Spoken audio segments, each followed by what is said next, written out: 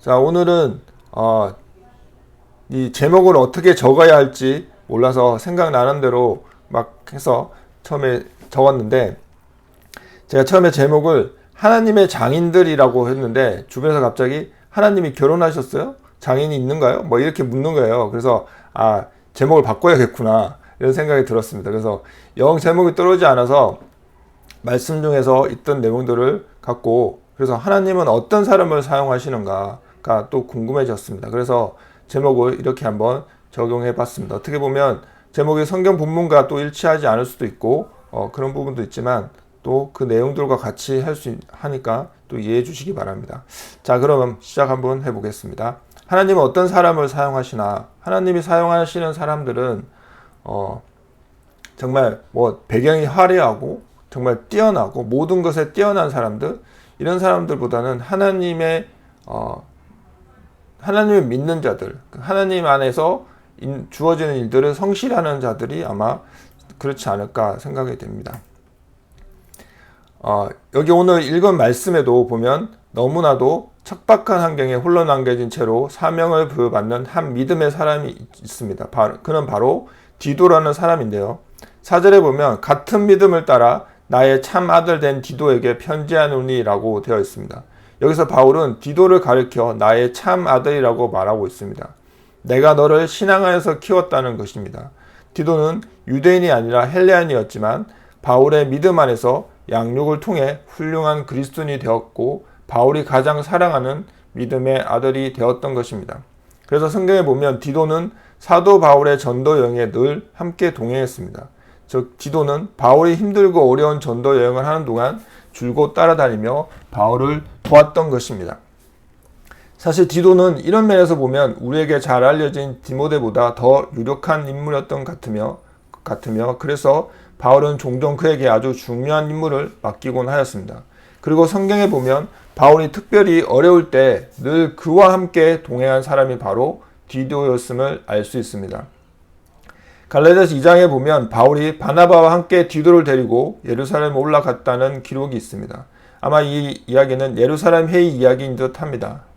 사도행전 15장에 나타나는 예루살렘 회의는 기독교 역사 가운데 가장 중요한 사건이었습니다. 그것이 무엇인가 하면 예루살렘 중심, 유대 중심의 그리스도인들이 복음이 전파해서 복음이 이제 이방으로 퍼져나갈 때 예루살렘 교회에서 문제가 생겼습니다. 예루살렘 교회 안에 이방인들도 우리와 같이 교회 안에 받아줄 것인가 하는 문제가 생겼던 것입니다.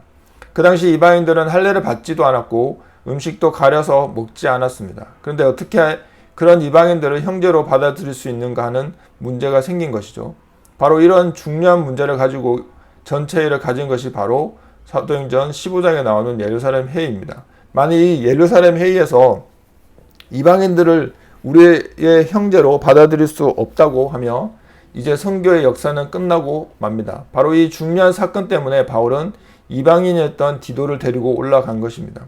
아마도 바울은 이때 이 회의에 참석해서 디도를 일으켜 세워서 자, 디도를 보라. 그는 할례 받지 않은 헬라인이다. 그러나 얼마나 훌륭한 그리스도인인가라고, 그러므로 우리가 이방인들을 형제로 받아들이지 않는다면 그것은 우리가 잘못하는 것이다 라고 외쳤을 것입니다.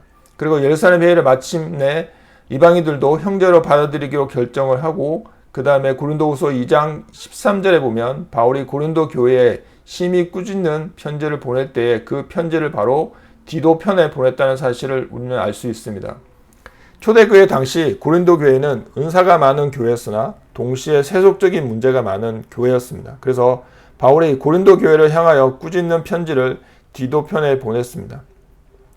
바울은 고린도 교회를 생각하면서 통탄하면서 눈물을 흘리면서 편지를 썼습니다. 고린도서 2장 4절에 보면 내가 큰 환난과 애통한 마음이 있어 많은 눈물로 너에게 썼노니 이는 너희로 근심하게 하려 한 것이 아니요 오직 내가 너희를 향하여 넘치는 사랑이 있음을 너희로 알게 하려 함이라 라고, 그리고 그 편지를 디도를 통해 보냈습니다. 이게 좋은 편지를 들고 가면 좋은 대접을 받을 수 있잖아요. 칭찬하는 편지를 들고 가는 것은 쉽고 좋은 일입니다. 그러나 야단하는 편지를 가지고 간다면 그것은 얼마나 힘이 드는 일이겠습니까? 그리고 그 일을 누구에게 맡기겠습니까? 바로 믿음이 신실한 사람에게 맡기지 않겠습니까? 바로 그 일을 디도가 했습니다. 디도는 또한 조직력과 지도력을 갖춘 인물이었던 것 같습니다. 고린도후서 8장의 말씀에 의하면 디도는 고린도에서 모금을 하는 일을 맡았습니다. 고린도후서 8장의 기록에 의하면 예루살렘 교회가 기근으로 인해서 어려움을 겪을 때 이방인의 교회였던 마케도냐의 교회들이 힘을 모아서 모 교회인 예루살렘 교회를 돕습니다. 근데 이때 이 모금을 모으고 전달하는 일도 역시 디도에게 맡겼습니다. 이런 여러 가지 성경의 기록을 보면 디도는 분명히 다른 사람이 하기 힘든 어려운 사명을 성실하게 감당하는 하나님의 사람이요, 하나님의 교회를 든든히 세우는 훌륭한 지도자였다는 것을 우리는 알 수 있습니다. 그래서 바울은 고린도후서 8장 23절에 디도를 말하면 나의 동무요, 너희를 위한 나의 동역자요, 우리의 형제들로 말하면 여러 교회의 사자들이요, 그리스도의 영광이니라고 말씀을 합니다. 디도는 이방인이었습니다. 그런데 지금 바울은 디도를 가리켜 그리스도의 영광이라고까지 표현하고 있습니다. 진실로 디도는 참으로 훌륭한 후배요, 믿음의 동력자요, 믿음의 자녀였던 것 같습니다. 아들이었던 것 같습니다. 그래서 이 내용들을 보면 디도는 항상 어려운 일과 바울과 함께 같이 해왔던 사람이었던 것 같습니다. 그러면 왜 그레데에 남겨뒀을까라는 겁니다.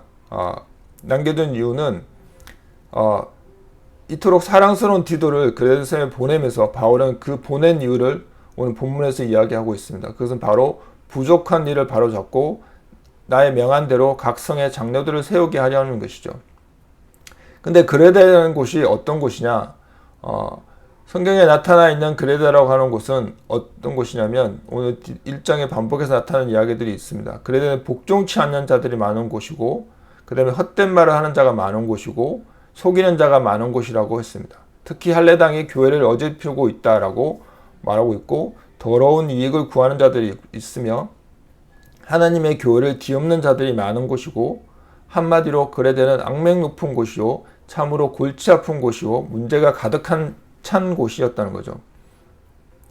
그래서 고대 사회에 전해지는 말에 의하면 트리 모스트 업 에빌이라고 C라고 해서 첫째로는 그레데인이고 그 다음에는 시실리안, 그 다음에는 가파도기안인들이었습니다. 이 세 C가 가장 악한 대명사로 사용되었는데 그들은 술꾼들이고 무례하고 거만하고 믿을 수 없는 자들이고 거짓말을 잘하는 자들이고 탐욕스러운 자들이고 라고 헬라어의 크레티지인이라는 말이 있습니다. 이 말은 속인다는 뜻인데 크레티지인이 바로 그레데에서 왔습니다. 그러니까 그레데라고 하는 곳은 얼마나 악한 곳이었는지 알 수 있습니다. 그래서 바울도 디도서 1장 12절에 말하기를 그레데인들은 항상 거짓말쟁이며 악한 짐승이며 배만 위하는 게으름뱅창이라고 하는 증거가 참되도다라고 말씀하고 있습니다. 그 다음 이러한 그레데의 현실을 볼 때 바울이 디도에게 말하기를 이렇게 말해야 옳지 않겠습니까? 디도야, 내가 너를 그곳에서부터 데리고 나오는 데는 이유가 있다. 그래야 맞을 것 같습니다. 디도야, 내가 너를 그 악한 곳에 데리고 나온 것은 이유가 있다. 이렇게 해야 할 것 같은데 바울은 그렇게 하지 않았습니다. 바울은 오히려 이렇게 힘들고 고통스럽고 문제 많은 그곳에 너를 남겨둔 이유가 있다라고 말하고 있습니다. 그리고 디도도 이것에 대해서 불순종하거나 거역하지 않았습니다. 나는 왜 이런 문제 많은 곳에 둡니까? 좀 좋은 데 두지, 그렇게 말하지 않았다는 거죠.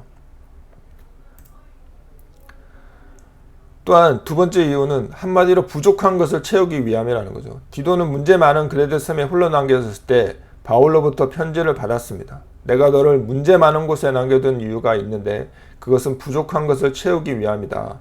바울은 사도로서 그레데 섬을 방문하여 그곳에 교회를 세웠습니다. 그러나 우리가 알지 못하는 어떤 이유 때문에 그는 그곳에 오래 머물러 있을 수가 없었습니다. 그러면 그레데에 있는 교회는 여러 가지로 해결해야 할 문제가 많았고 미완성된 많은 과제들이 남아 있었습니다. 그것을 바울은 오늘 본문에서 부족한 것이 있다라고 표현하고 있습니다. 예를 들어 9절에서 10절에 볼 수 있는 대로 그레데는 우선 처리할 거짓 교사들과 할례당의 잘못된 가르침에 문제가 있었습니다. 그리고 교회를 계속해서 든든히 세워가는 데 있어서 필요한 기둥 같은 존재들이 장로들, 즉 교회의 지도자들을 세우는 일이었습니다. 또한 디도서 1장 하반절과 2장에서 계속해서 볼 수 있는 대로 그레데는 믿음의 실천을 강조해야 할 문제가 있었습니다. 바울이 계속해서 지적하는 바대로 그들 가운데는 하나님을 시인하나 행위로는 부인하는 자들, 복종치 아니한 자들, 모든 선한 일을 버리는 자들이 있었기 때문입니다. 그래서 바울은 경건치 않은 것과 이 세상 정욕을 다 버리고 근신함과 의로움과 경건함으로 이 세상에 살 것을 강조하고 있습니다. 디도는 바로 이런 부족한 모습들, 문제들을 바로잡기 위하여 문제 많은 그곳에 남겨진 것입니다. 이렇게 헬라인이었지만 바울의 믿음 안에서 훌륭한 그리스도인이 되어 그레데 섬에 남아 문제들과 장로들을 세운 역할을 불평불만 없이 했던 디도였습니다. 하나님이 사용한 자들은 이렇듯 이스라엘 백성, 유대인만 사용하시는 분이 아니십니다. 이렇게 어떻게 보면 어려운 곳에 보면 가장 어려운 곳에 그곳을 세워야겠다고 생각하는 사람들이 어떻게 보면 가장 어려운 곳에 내가 가장 믿는 사람을 보내지 않을까요? 그리고 가장 순종하는 자, 그런 자들을 바로 사용하신다라는 거죠. 분명히 유대인이나 이스라엘에서 봤을 때는 디도는 이방인이었습니다. 그러나 이방인이 그곳에서 이 어려운 것에 그레데에서 이것을 세우고 장로들을 세우고 교회를 바르게 가르치는 그런 이유들로 인해서 그래서 남아 바울의 그 명을 다 수용했다는 거죠. 이렇듯 이스라엘 백성 유대인만이 사용하시는 것이 아니라는 것을 우리도 알고 있습니다. 자, 출애굽기 36장 1절에서 4절 찾아서 읽도록 하겠습니다. 출애굽기 36장 1절을 찾아주시기 바랍니다.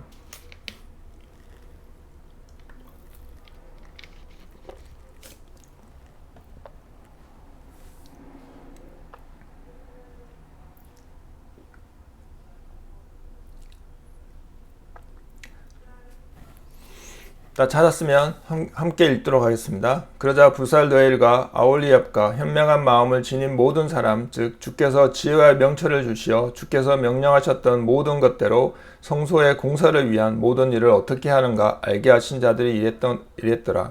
모세가 부살르엘과 아홀리압과 현명한 마음을 가진 모든 사람, 즉 주께서 그들의 마음에 지혜를 부어주셨고 마음이 감동되어 그 일을 하려고 온 각인을 불렀으니 그들은 이스라엘 자손이 성소의 공사 작업을 위하여 그것으로 만들라고 가져왔던 그 모든 예물을 모세에게서 받았고 백성들은 아직도 매일 아침 자원하는 예물을 그에게 가져오더라.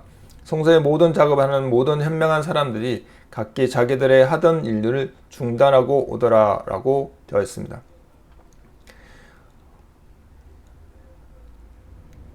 여기에 이제 보면 현명한 마음, 현명한 사람들의 줄을 쳐 주시기 바랍니다.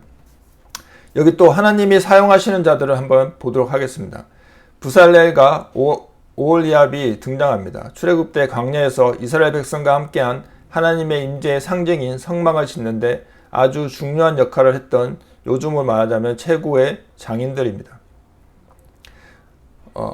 모세가 이스라엘 자손에게 이르되 불지어다 여호와께서 유다 지파 훌의 손자여 우리아의 아들인 부살렐을 지명하여 부르시고, 그래서 부살렐은 훌륭한 가문의 출신인 반면 내가 또 단지파 아히사막의 아들 오홀리압을 세워 그와 함께 하게 하며, 그래서 오홀리압은 이름 없는 지파의 출신입니다. 하지만 우리 하나님은 금수도든 이름 없는 흙수든 똑같이 부르시는 분이십니다. 자, 여기서 부살렐의 그 족보를 살펴보겠습니다. 부살렐의 아버지는 우리아이고 우리아는 훌의 아들입니다. 자, 훌이 누구입니까? 출애굽기 17장 10절과 12절 찾아서 읽도록 하겠습니다.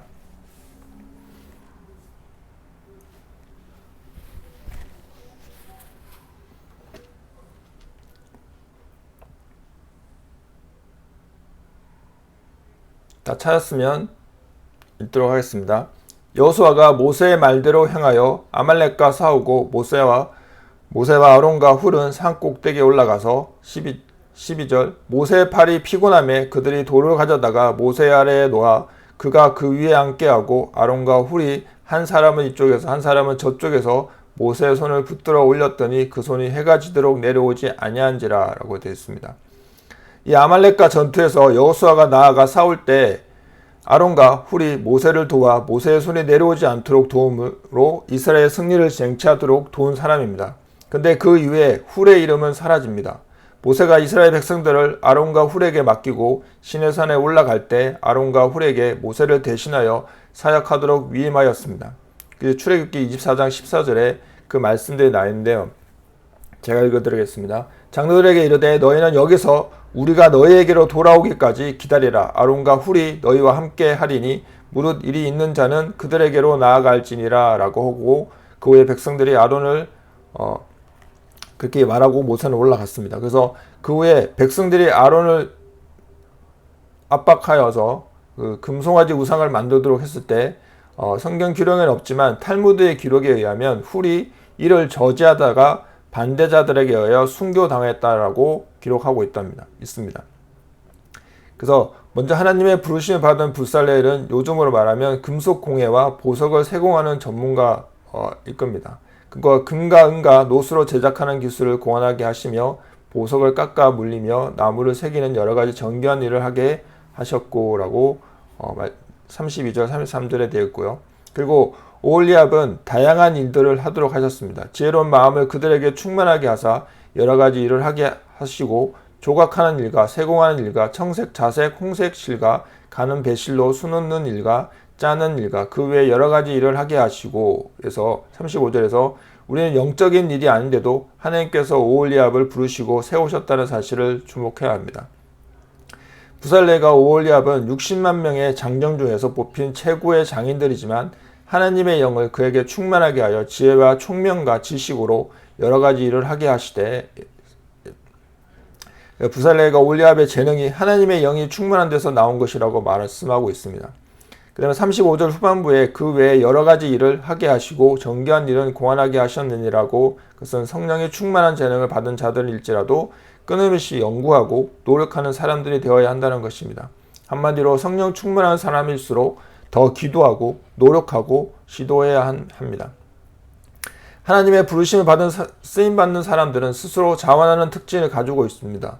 모세가 부살레가 오홀리압과 마음이 지혜로운 사람 곧 그 마음의 여호와께로부터 지혜를 얻고 와서 그 일을 하려고 마음에 원하는 모든 자를 부르매라고 되었습니다. 그런데 이스라엘 백성들이 자원하여 드린 예물이 너무 많아 넘치게 되자 모세가 명령을 내리매 그들이 진중에 공포하여 이르되 남녀를 막론하고 성소에 드릴 예물을 다시 만들지 말라 하며 백성이 가져오기를 그치니 이것은 하나님께 예물을 드리는 것도 때가 있다는 것입니다. 이렇듯 헌신에도 때가 있음을 기억하시기 바랍니다.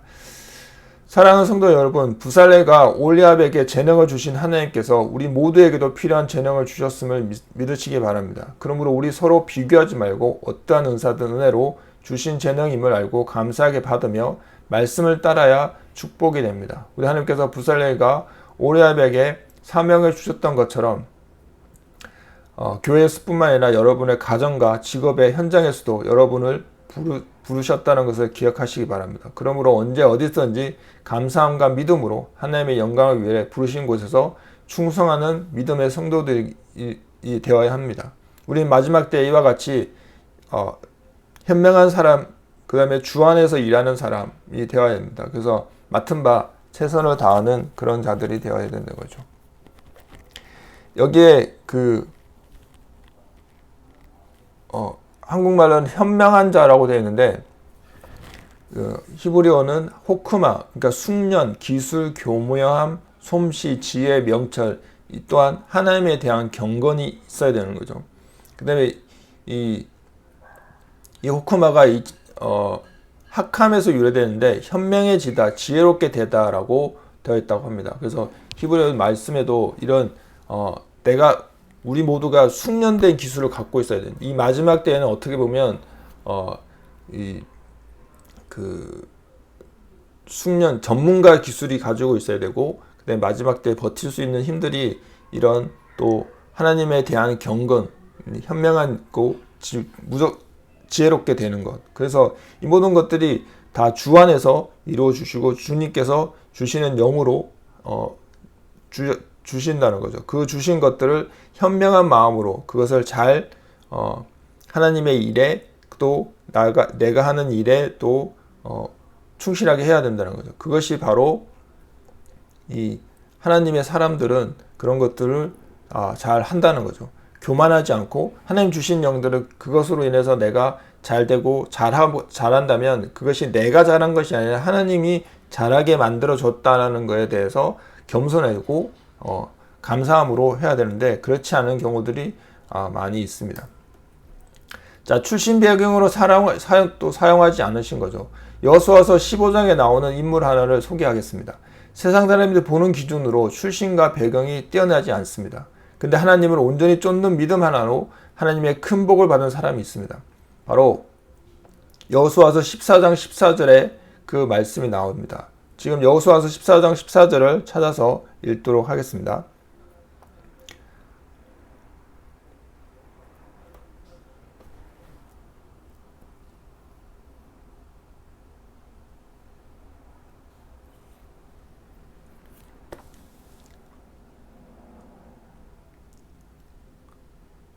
다 찾으셨으면 읽겠습니다. 아무도 가려고 하지 않는 헤브론 땅을 갈렙이 자원했습니다. 그때 이렇게 소개되어 있습니다. 그니스 사람 여분네 아들 갈렙이라고 되어 있죠. 그 갈렙에게 헤브론이 그의 기업이 되었습니다. 오늘날까지 이르렀으니 이는 그가 하나님 여호와를 온전히 쫓았기 때문이다라고 되어 있습니다. 즉 갈렙이라고 하는 사람이 그니스 족속 출신임을 기록하고 있습니다. 그의 신앙 상태가 하나님을 온전히 따라갔다고 기록하고 있습니다. 즉 갈렙의 출신 배경이 바로 그니스 족속입니다. 이 갈렙의 그 히브리어는 칼레브인데 이 뜻이 개, 남자 매춘부, 주인 없는 게 잔혹한 사람 이렇게 되어 있는데 그 그니스 족속이라는 말이 한번 찾아보겠는데요. 그리스 족속이라는 말이 창세기 15장 19절에 18절에서 21절에 보면 잠깐 찾아볼까요? 창세기 15장 19절에 찾아보면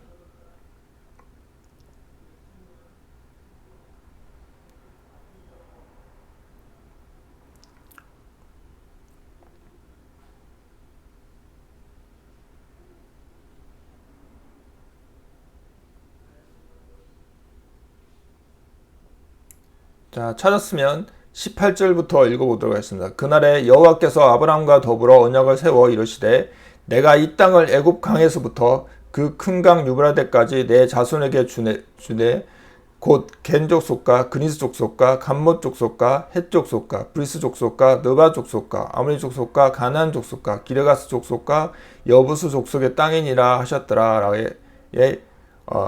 그니스 족속이 등장합니다. 하나님께서 믿음의 조상인 아브라함에게 가나안 땅을 주시라고 약속하고 있습니다. 이때 정복해야 될 가나안 땅의 한 족속 이름이 바로 그니스 족속이라고 나옵니다.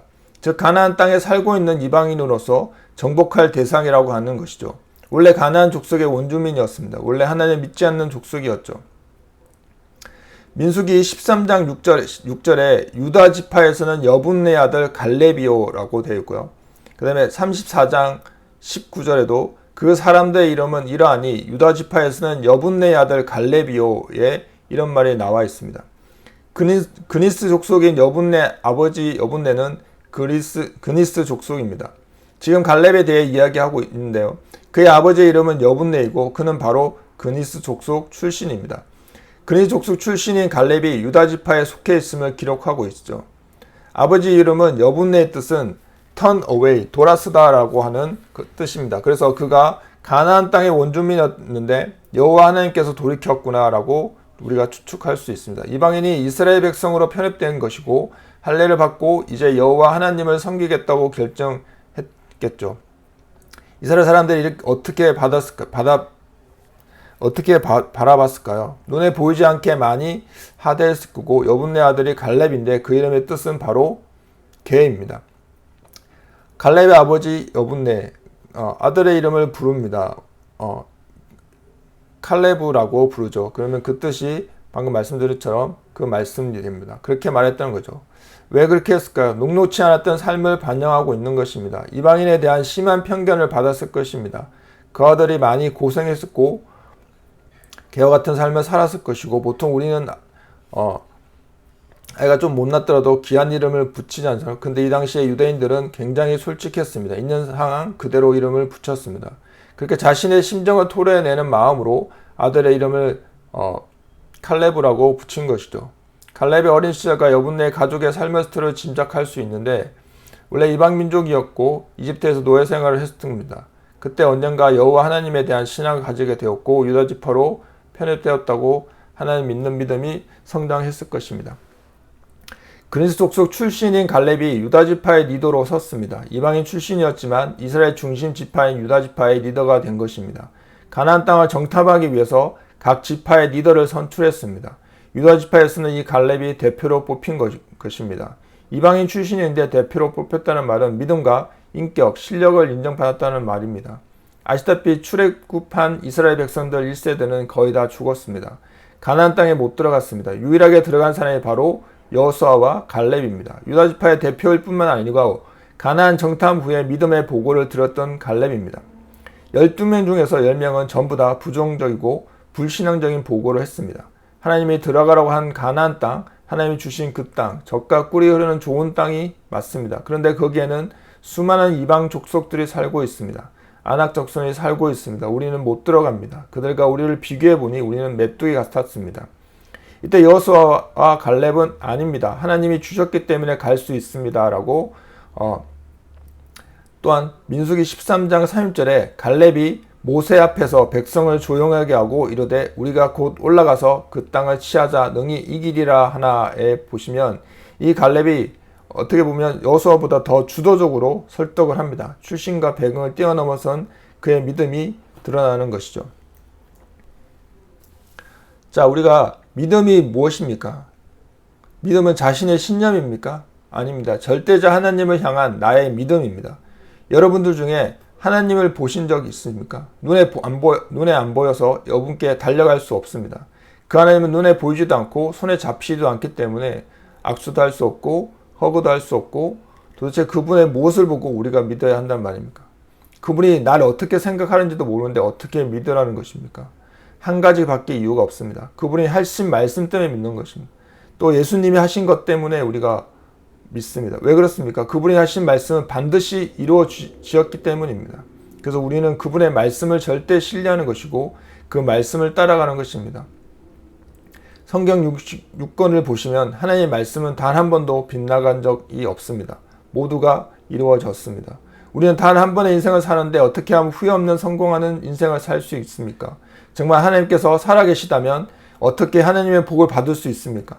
하나님의 복이란 말은 하나님으로부터 응답을 받는 것이고 반드시 성취되어지는 하나님의 말씀이 내게 이루어지는 것이 이 응답입니다. 그 하나님의 말씀을 내가 믿고 기억하면서 내 것으로 붙잡는 것입니다. 그 성취와 응답을 체험하게 되면 하나님의 존재를 알게 됩니다. 살아계시구나. 그분이 응답을 주시는 분이시구나. 여러 번 반복되어지게 되면 확신이 되어집니다. 확신한 믿음이 들어오는 것이죠. 그래서 성경은 말씀했습니다. 믿음이 없이는 하나님을 기쁘시게 못한다. 하나님께 나아가는 자는 하나님이 살아계심을 알아야 한다. 또한 그가 자기를 찾는 자들에게 상 주시는 분임을 믿어야 한다. 하나님이 분명히 살아계시고 하나님께 나아가는 자에게 반드시 응답 주시는 것을 알아야 된다라고 히브리서 기자는 말하고 있습니다. 어떻게 보면 갈렙은 이 부분에 대해서 확신했습니다. 가나안 정탐 뒤에 보고를 했죠. 그 보고를 할 때도 이 하나님을 믿는 믿음 안에서 보고한 것입니다. 주께서 하나님께서 우리를 기뻐하시면 우리가 이 땅에 들어갈 수 있다. 하나님이 그것을 우리에게 주실 것이다. 믿음의 보고를 한 것이죠. 내가 지금까지 열심히 무술연마를 했기 때문에 한번 들어가 보겠다가 아닙니다. 하나님이 함께 하시면 될 것입니다. 살아계신 그분께서 응답 주시는 것을 확신하는 것입니다. 그리고선 45년이 흘렀습니다. 지난 장대한 거인들이 살고 있는 안악산지 어떠한 지파도 도전하기 두려워했습니다. 그런데 갈렙은 자원하여 도전하는 것이죠. 그때도 깡으로 한 것이 아닙니다. 객기를 부른 것이 아니죠. 그날에 모세가 맹세하여 말하지 않았습니까? 내 발로 밟는 땅은 반드시 영원토록 너와 내 후손에게 주자고 약속하지 않으셨습니까? 주께서 이 말씀을 모세에게 하신 그때로부터 기다렸습니다. 내가 기다렸습니다. 이제 그날 주께서 하신 말씀대로 이 산지를 내게 주옵소서. 하나님이 주신 말씀을 45년 동안 붙잡았다는 말입니다. 여기서 우리는 신앙생활을 비밀을 찾아낼 수 있는 것입니다. 아무리 세월이 흘러도 하나님이 주신 약속은 언젠가 반드시 이루어집니다. 그 믿음을 가지고 있으면 그 믿음에 대한 결과를 반드시 내신다는 말입니다.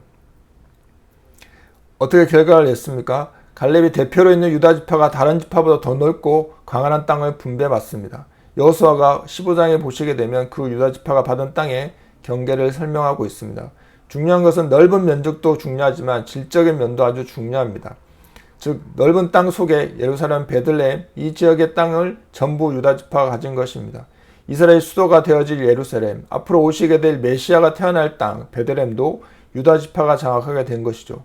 하나님의 축복과 영적인 의미가 담긴 중요한 도시들을 유다 지파가 선점한 것입니다. 이런 놀라운 축복을 누구에게 주었습니까? 이방인 출신 갈렙이 이끄는 유다 지파가 갖게 된 것입니다. 하나님을 향한 진실하고 뜨거운 믿음을 가졌던 갈렙에게 하나님이 주신 것입니다. 하나님이 기쁘게 하는 믿음이 있다면 배경과 출신을 초월하는 하나님의 응답을 받는 것을 말하고 있습니다. 여러분의 출신과 배경이 어떠하더라도 하나님을 향한 믿음이 있다면 이런 하나님의 역사를 여러분에게 주실 것입니다. 영광의 하나님을 바라보는 것입니다. 나를 하나님의 아들로 구원시킨 그 하나님을 보는 것입니다. 이 모든 것을 자랑스럽게 여기는 믿음을 말하는 것입니다.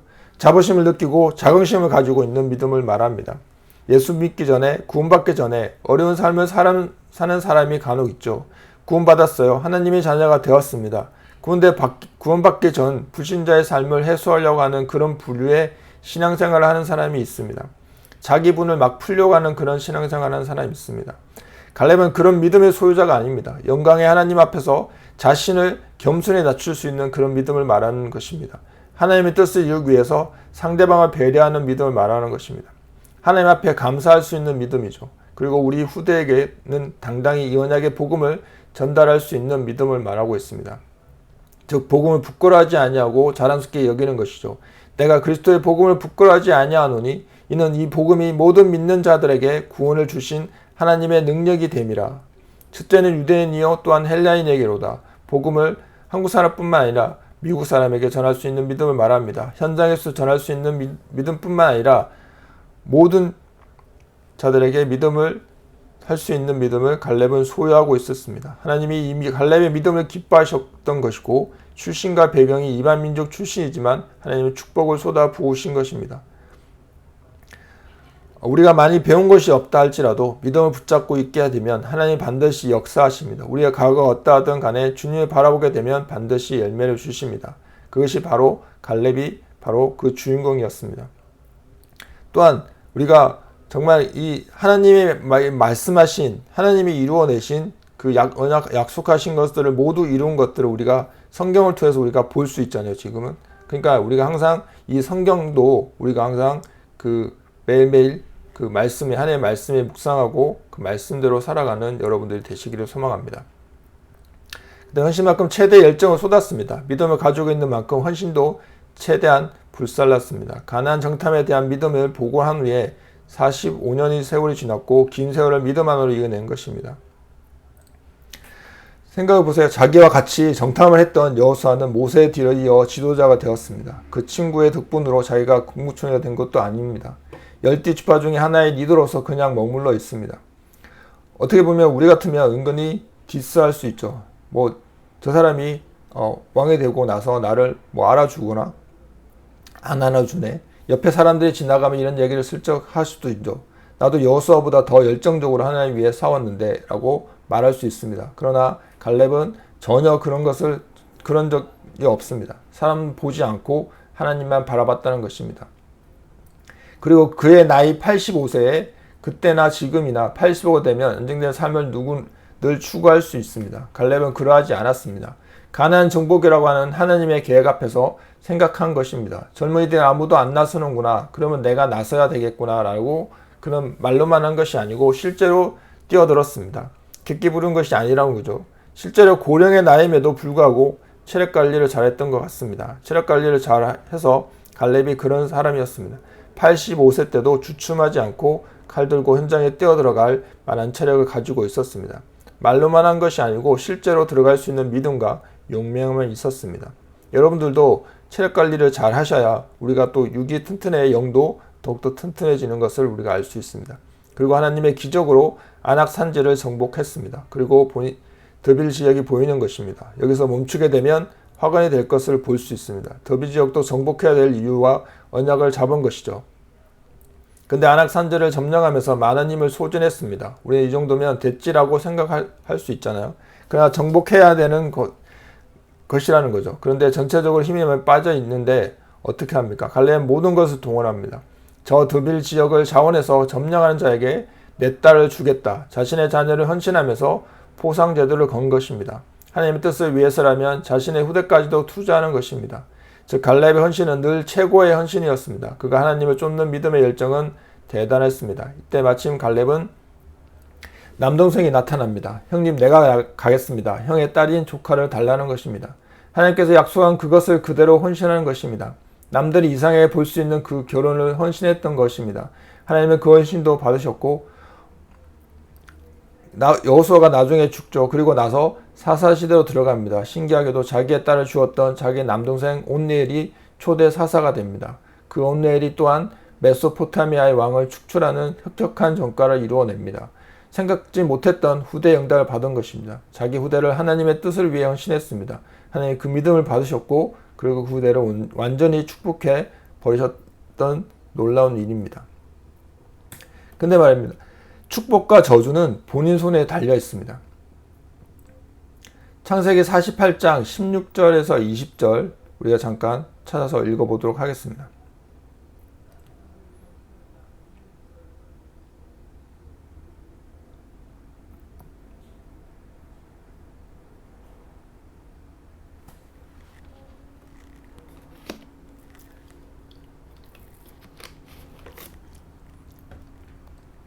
자, 축복과 저주는 본인 손에 달려있다라는 말씀으로 이 창세기 48장 16절 24절 함께 읽어보도록 하겠습니다. 나를 모든 할례에서 건지신 여호와의 사자께서 이 아이들에게 복을 주시오며 이들로 내 이름과 내 조상 아브라함과 이삭의 이름으로 칭하게 하시오며 이들이 세상에서 번식되게 하시기를 원하나이다. 요셉이 그 아버지가 오른손을 에브라임 머리에 얹은 것을 보고 기뻐하지 아니하여 아버지의 손을 들어 에브라임 머리에서 므낫세의 머리로 옮기고자 하여 그의 아버지에게 이르되 아버지여 그리 마옵소서 이는 장자이니 오른손을 그의 머리에 얹으소서 하였으나 그의 아버지가 허락하지 아니하며 이르되 나도 안다 내 아들아 나도 안다 그도 한 족속이 되며 그도 크게 되려니와 그의 아우가 그보다 큰 자가 되고 그의 자손이 여러 민족을 이루리라 하고 그날에 그들에게 축복하여 이르되 이스라엘의 너로 말미암아 축복하기를 하나님이 내게 에브라임 같고 므낫셋 같게 하시니라 하며 에브라임을 므낫셋보다 앞세웠더라. 아멘. 여기서 이제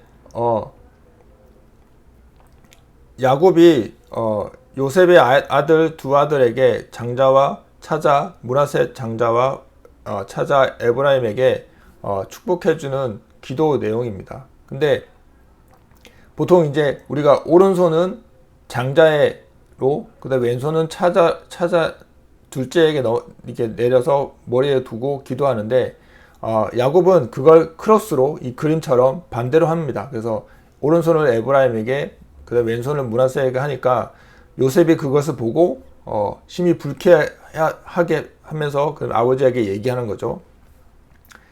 장자는 므낫세다. 그래서 오른손을 므낫세에게 놔라 했더니 그 야곱이 나도 안다. 그러나 더 크게 된다. 에브라임이 더 크게 된다라고 이제 축복하면서 말씀을 끊습니다. 그다음에 그래서 에브라임이 므낫세보다 더 크게 된다라고 야곱이 이제 축복하면서 예언을 해주죠. 근데 모세도 똑같이 그런 축복하면서 예언을 해줍니다. 신명기 33장 17절 하반절에 보면 에브라임의 자손은 만만이요 므낫세의 자손은 천천히로다 라고 말합니다. 똑같이 민수기 1장 33절과 35절에 보면 이제 인구조사를 계수를 하죠. 그래서 그때 에브라임 지파에서 계수된 자는 45,000명이고 므낫세 지파에 계수된 자는 32,200명이었더라 입니다. 그래서 아버지가 탁월한 하나님의 사람일지라도 축복과 저주는 본인 손에 달려 있습니다. 에브라임은 야곱과 모세의 축복처럼 예언처럼 점점 더 번영이 되어 나갑니다. 그러나 그것이 지속되지 못하고 무너지기 시작합니다. 그 시점이 언제냐? 가나안 땅에 가서 분배받고 사사기의 시작 정복 전쟁을 하고 이때까지만 해도 괜찮았습니다. 점령 후 에브라임 지파가 분배를 받는데 야곱과 모세의 축복대로 12지파 중 가장 창성한 지파가 됩니다. 점점 더 번영이 되었고, 근데 언제 망하게 되는 것입니까? 그때 이후에 너무 잘된 이후에 에브라임은 교만해지기 시작했습니다. 달라지기 시작했습니다. 그리고 그들은 망해가기 시작했습니다. 야곱과 모세의 예언은 에브라임에 대해서 언제까지 적용이 되었냐면 창성의 복이 사사의 땅을 분배받기까지입니다. 그 이후로는 에브라임은 교만해지기 시작했습니다. 이런 것을 보면 어려울 때 신앙을 지키는 것은 어떻게 보면 뭐 쉽다고 말할 수는 없지만 그것도 쉽습니다. 그러나 잘 될 때 지키는 것은 정말 어렵습니다. 신앙적 위기는 언제 오느냐? 잘 될 때 옵니다. 보통 어려울 때는 신앙을 배신하는 사람이 한 사람이라면 모든 일이 잘 될 때, 태평할 때 신앙을 배신하는 사람은 열의 9입니다. 그 정도로 많다는 말입니다. 우리가 잘 아는 이솝 우화에도 나오는 지나가는 나그네의 옷을 벗기는 것은 태풍의 바람이 아니라 따사로운 햇별이었습니다. 몸을 따뜻하게 만들고 몸을 노곤노곤하게 만들고 태양이 사람의 옷을 벗기자 바람이 불수록 옷은 벗기고 바람이 불수록 옷을 붙든다는 것입니다. 인생의 고난의 바람이 불수록 사람들은 하나님을 붙듭니다. 여기서 떨어지면 죽으니까 근데 따뜻해 보십시오. 그때부터 달라진다는 것입니다. 에브라임은 그 이름대로 이름의 뜻이 번영이었습니다. 번성이었습니다. 사사기에 들어가면 에브라임의 악행은 눈을 뜨고 볼 수가 없을 정도입니다.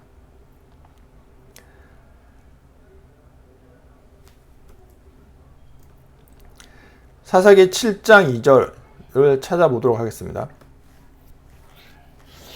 자, 사사기로 가서 사사기의 말씀을 찾아보도록 하겠습니다. 제가 그 제목을 에브라임 병에 걸지 말라라고 했는데,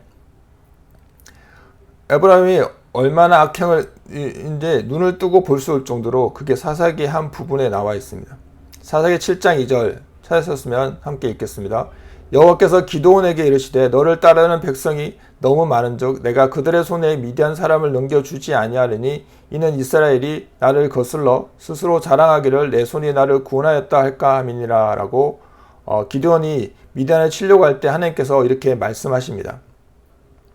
근데 에브라임은 8장 1절 찾아볼게요. 이 미디안을 칠 때 기드온이 이제 이스라엘 족속들한테 다 통보를 했겠죠. 8장 1절에 읽겠습니다. 에브라임 사람들이 기드온에게 이르되 내가 미디안과 싸우러 갈 때 우리를 부르지 아니하였으니 우리를 이같이 대접하면 어찌 됨이냐 하고 그와 크게 다투는지라. 기드온이 그들에게 이르되 내가 이제 행한 일이 너희가 한 것과 비교되겠느냐. 에브라임의 끝물 포도가 아벨에셀의 만물 포도보다 낫지 아니하냐. 하나님이 미디안의 방백 오렙과 스앱을 너희 손에 넘겨주셨으니 내가 한 일이 어찌 너희가 한 것에 비교되겠느냐 하니라. 기드온이 이 말을 하매 그때 그들의 노염이 풀리니라 라고 합니다.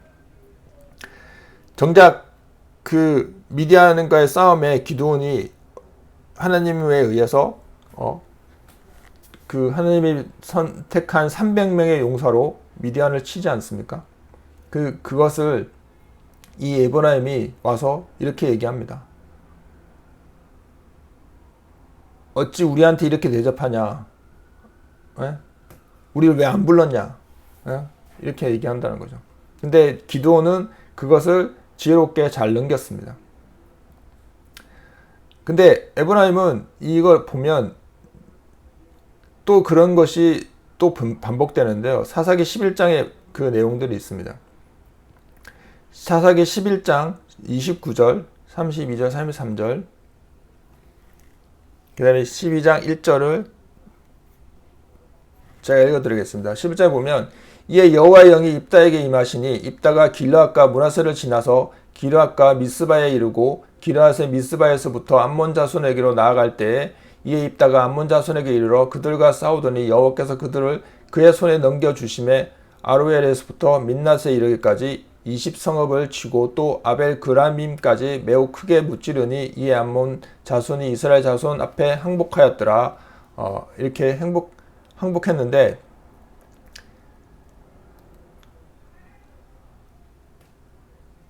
입다가 이제 그 싸우죠. 전장에서 싸우는 승리하죠. 근데 12장 1절에 잠깐 볼게요. 에브라임 사람들이 모여 북쪽으로 가서 입다에게 이르되 내가 암몬 자손과 싸우러 건너갈 때 어찌하여 우리를 불러 너와 함께 가게 하지 아니하였느냐. 우리가 반드시 너와 내 집을 불사르리라 하니 그렇게 말을 하죠. 그러니까 근데 입다는 기드온과 다르게 에브라임을 쳐서 무찔러 버렸습니다.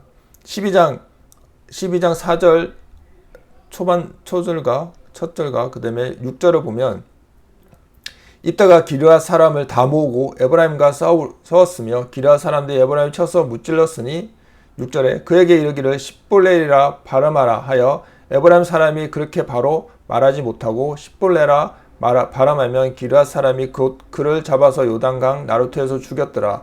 그때 에브라임 사람의 죽은 자가 42,000명이었더라.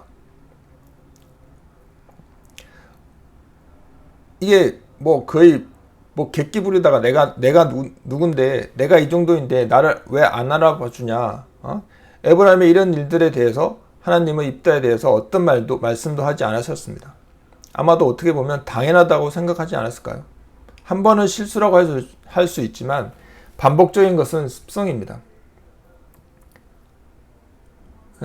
이렇게 에브라임은 그런 식으로 했다는 거죠.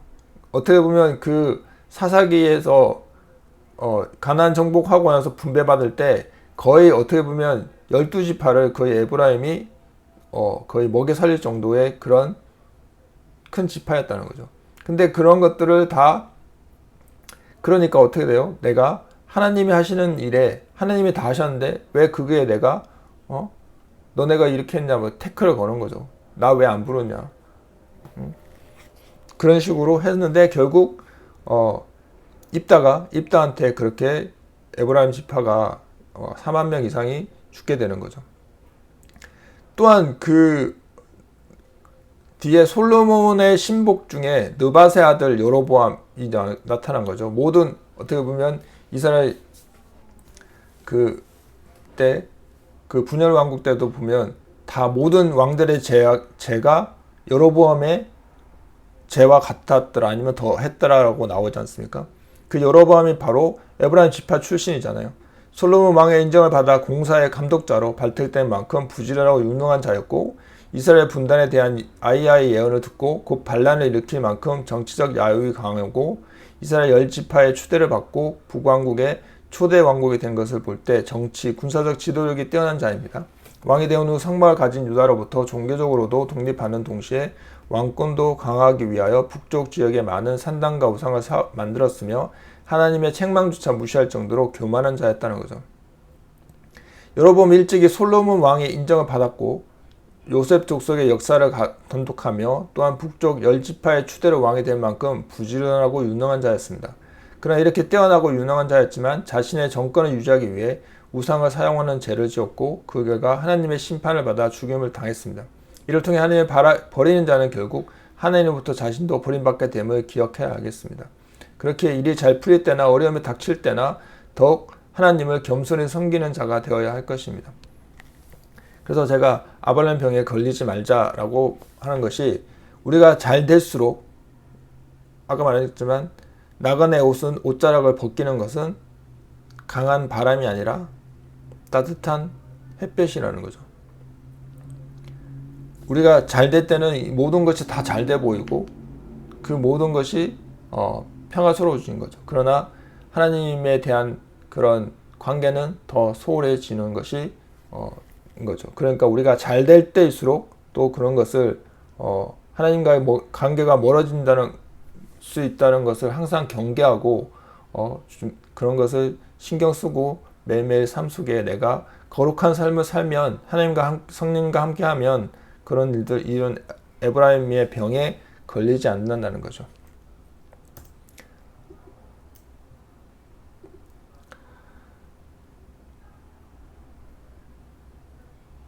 여기 또 한 사람이 있습니다. 항상 하나님께 엿듣는 자가 있는데요. 사무엘하 5장 19절에서 25절 찾아보도록 하겠습니다.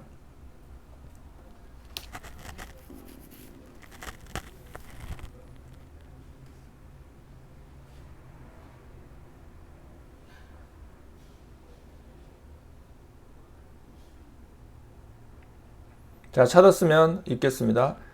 다윗이 여호와께 여쭈어 이르되 내가 블레셋 사람에게로 올라가리이까 여호와께서 그들을 내 손에 넘기시겠나이까 하니 여호와께서 다윗에게 말씀하시되 올라가라 내가 반드시 블레셋 사람을 내 손에 넘기리라 하신지라. 다윗이 바알 브라심에 이르러 거기서 그들을 치고 다윗이 말하되 여호와께서 물을 훑음같이 내 앞에서 내 대적을 흩으셨다 하므로 그곳 이름을 바알 브라심이라 부르니라. 그래서 블레셋 사람들이 그들의 우상을 버렸으므로 다윗과 그와 부하들이 치우니라. 블레셋 사람들이 다시 올라와서 느바임 골짜기에 가득한지라. 다윗이 여호와께 여쭈니 이르시되 올라가지 말고 그들 뒤로 돌아서 뽕나무 숲을 맞은편에서 그들을 기습하되 뽕나무 꼭대기에서 걸음 걷는 소리가 들리거든 곧 공격하라. 그때 여호와가 너보다 앞서 나아가서 블레셋 군대를 치리라 하신지라. 이에 다윗이 여호와의 명령대로 행하여 블레셋 사람을 쳐서 게바에서 게셀까지 이르니라 라고 되어 있습니다. 여기 여호와께 여쭈어라고 밑줄 쳐 주시기 바랍니다. 항상 하나님께 여쭈는 자 다윗이었습니다. 다윗은 이런 블레셋 사람들과의 전쟁에서도 하나님께 올라가야 됩니까? 아니면 어떻게 하시겠습니까? 그러니까 하나님께서 그들을 내 손에 넘기시겠다. 올라가라 라고 합니다. 근데 또 두 번째는 블레셋 사람이 다시 올라와서 느바임 골짜기에서 있으니까 하나님께 또 여쭙죠. 그랬더니 이번에는 올라가지 말고 그들 뒤로 돌아가서 뽕나무 숲을 맞은편에서 그들을 기습하라고 말하는 거죠.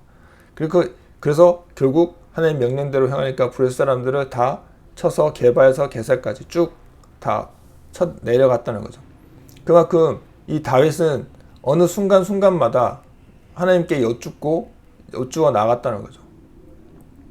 그래서 하나님이 주시는 말씀대로 그것을 따르고 행하니까 결국 승리하는 그런 다윗이었다는 거죠. 그만큼 우리도 모든 것이 항상 하나님께 여쭈어서 해야 된다라고 말씀을 드리고 싶습니다.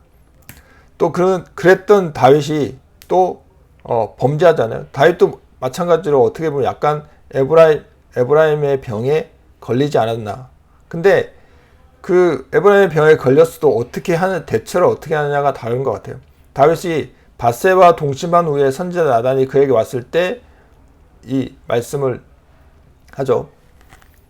시편 51편 1절에서 14절 같이 우리 한 목소리로 읽어보도록 하겠습니다.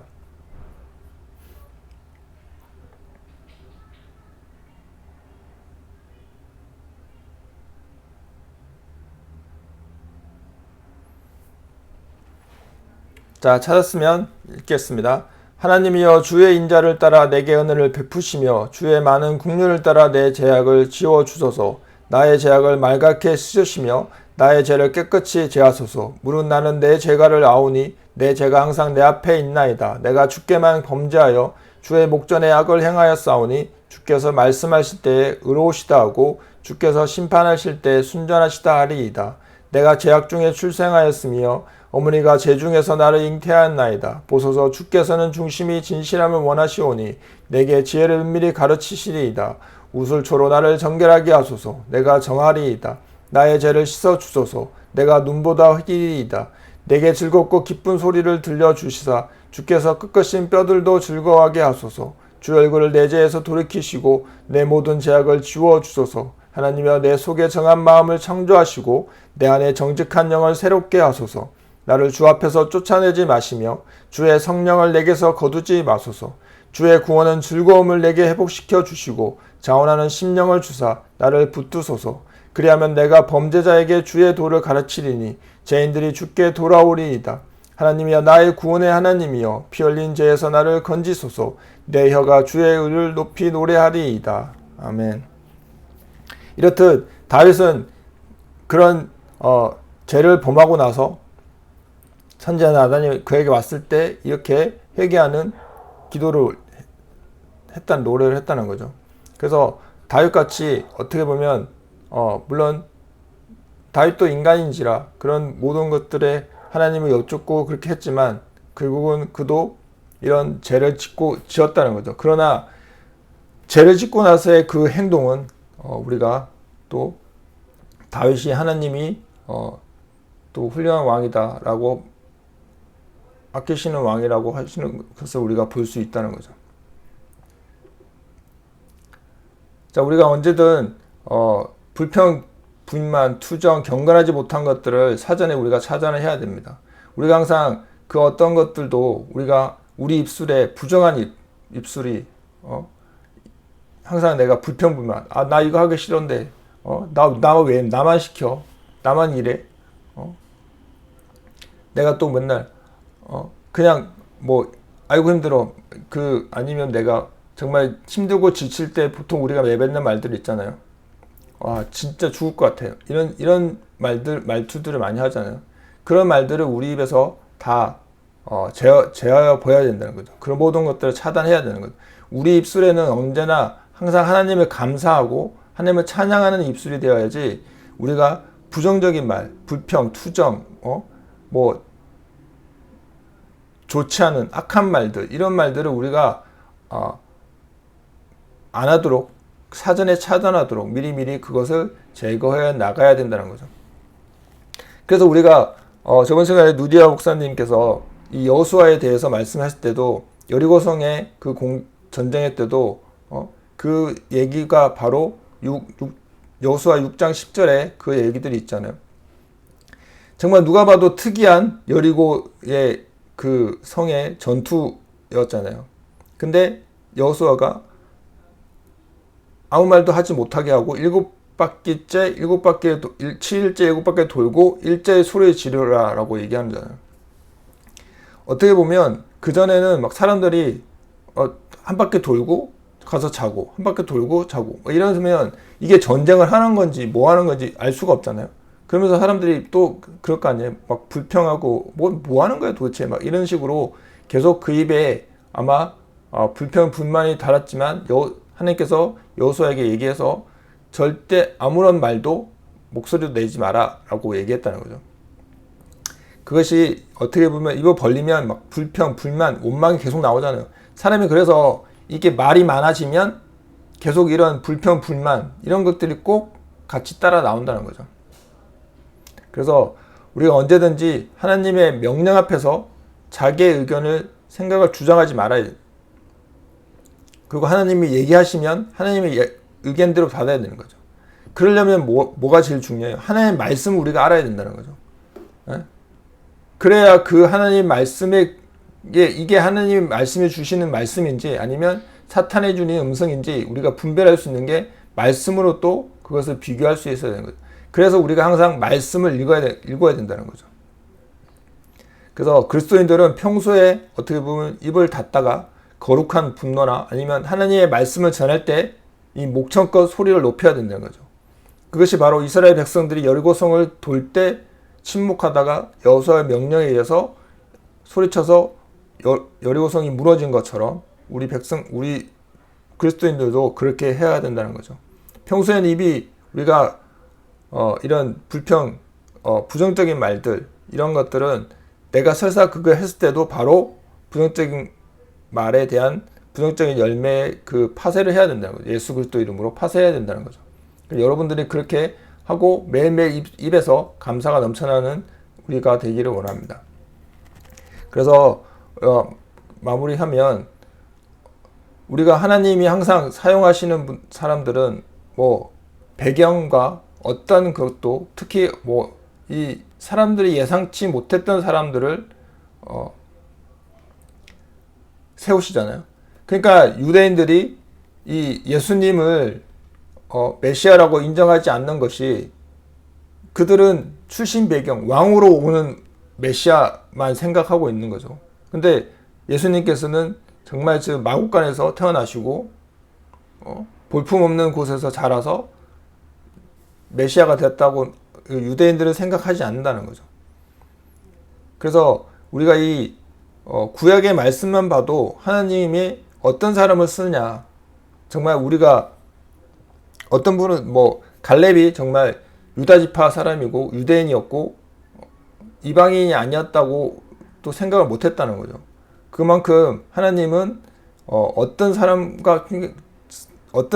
뭐 이방인이나 유대인이나 이렇게 쓰는 것이 아니라 그 사람이 하나님을 얼마나 믿고 하나님 안에 하나님의 말씀에 얼마나 순종하냐라 되어 있는 거죠.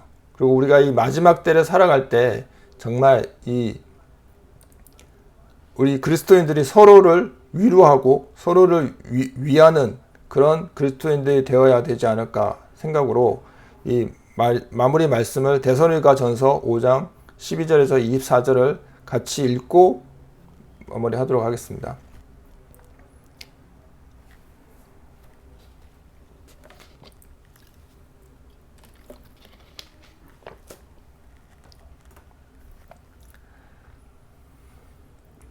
다 찾았으면 함께 읽겠습니다. 형제들아 우리가 너희에게 구하노니 너희 가운데서 수고하고 주 안에서 너희를 다스리며 권하는 자들을 너희가 알고 그들의 역사로 말미암아 사랑 안에서 가장기 여기며 너희끼리 화목하라. 또 형제들아 너희를 권면하노니 게으른 자들을 공개하며 마음이 약한 자들을 격려하고 힘이 없는 자들을 붙들어주며 모든 사람에게 오래 참으라. 삼가 누가 누구에게든지 악을 갚지 말게 하고 서로 대하든지 모든 사람을 대하든지 항상 선을 따르라.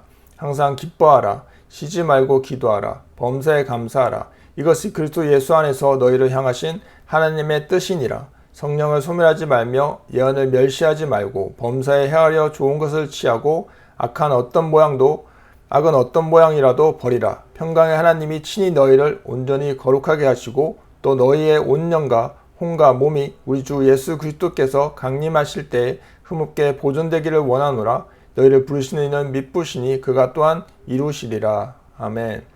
이 데살로니가 전서 5장 12절과 24절의 이 말씀처럼 우리 그리스도인들 특히 각 개인들이 이렇게 이 말씀들을 해야 나가야 되는 거죠. 항상 기뻐하고 쉬지 말고 기도하고 범사에 감사하고 성령을 소멸하지 말고 예언을 멸시하지 말고 범사에 헤아리고 좋은 것을 취하고 악은 어떤 모양도 버리고 평강의 하나님이 친히 너를 온전히 거룩하게 하시고 이 말씀처럼 우리가 이렇게 주님 오시는 그날 때까지 우리가 강림할 때 흠없게 우리 몸을 보존해야 된다는 거죠.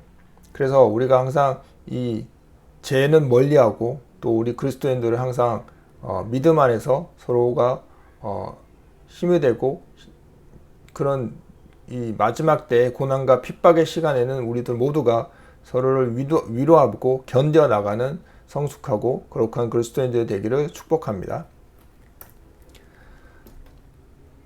어쨌든 이 마지막엔 우리가 회개하고 이 마태복음 3장 2절에 회개하라 천국이 가까이 왔음이라 이 말씀처럼 하나님의 보시는 이 하나님의 말씀을 한다는 이 바울의 말씀처럼 하나님의 사람이 되기를 해야 됩니다. 그래서 우리 거룩하고 성숙한 교회 성도들 그리고 인터넷 성도들 모두가 이 하나님의 회개하고 천국에 갈 수 있도록 예수 그리스도 이름으로 축복합니다.